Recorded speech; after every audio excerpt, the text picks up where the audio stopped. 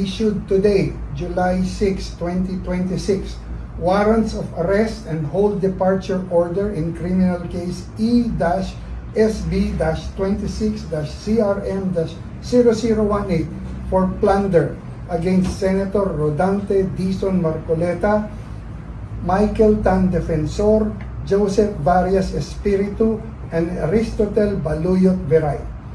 The issuance of the warrant of arrest signifies only that after evaluating the records, the court found probable cause to believe that the accused committed the offense charged.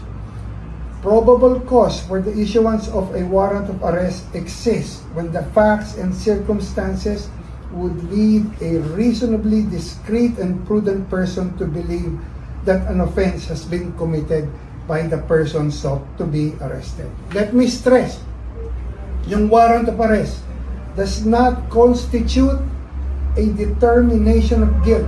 Hindi pa guilty yan. All the accused continue to enjoy the constitutional presumption of innocence until their guilt is proven beyond reasonable doubt. Again, the court's proceedings are governed solely by the Constitution, the applicable laws, and the evidence properly presented before it.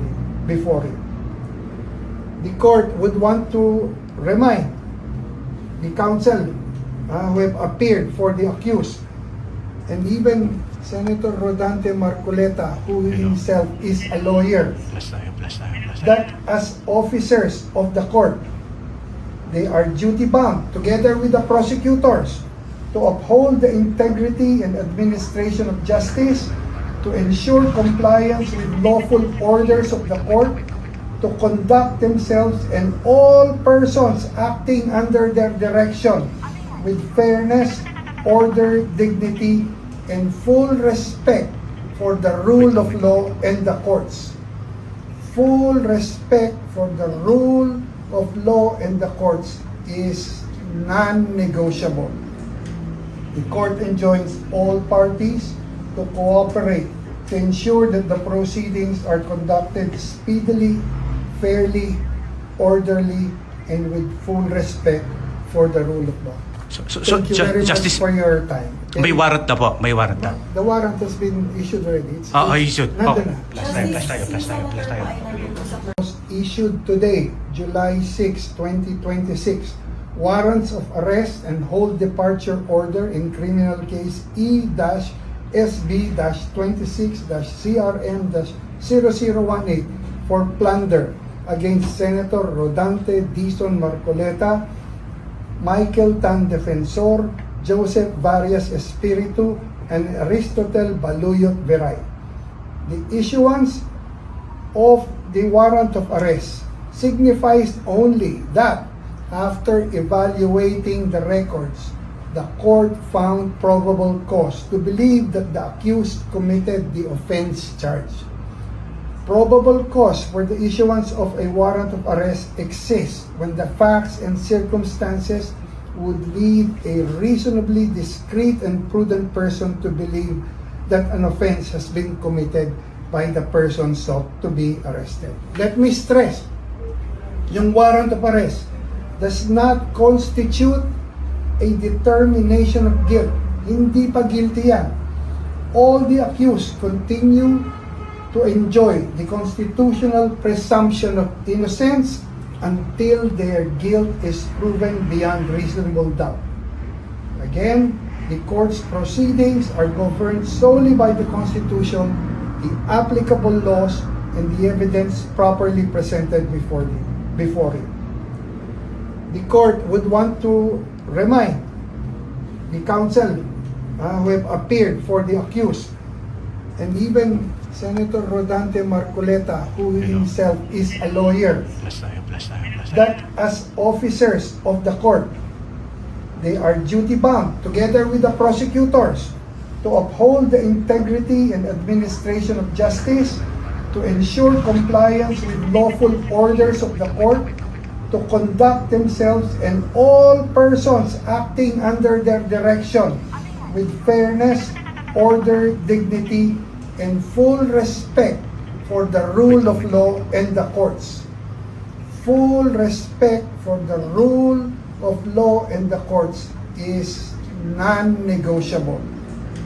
The court enjoins all parties to cooperate to ensure that the proceedings are conducted speedily, fairly, orderly, and with full respect for the rule of law. So, Thank you very Justice, much for your time. may warrant na po, may warrant na. The warrant has been issued already. It's Issued. nandun na. Plus tayo. Was issued today, July 6, 2026, warrants of arrest and hold departure order in criminal case E-SB-26-CRM-0018 for plunder against Senator Rodante Dizon Marcoleta, Michael Tan Defensor, Joseph Varias Espiritu, and Aristotel Baluyot Veray. The issuance of the warrant of arrest signifies only that after evaluating the records, the court found probable cause to believe that the accused committed the offense charged. Probable cause for the issuance of a warrant of arrest exists when the facts and circumstances would lead a reasonably discreet and prudent person to believe that an offense has been committed by the person sought to be arrested. Let me stress, yung warrant of arrest does not constitute a determination of guilt. Hindi pa guilty yan.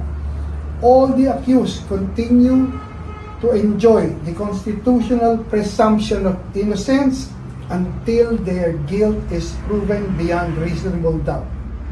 Again, the court's proceedings are governed solely by the Constitution, the applicable laws, and the evidence properly presented before it.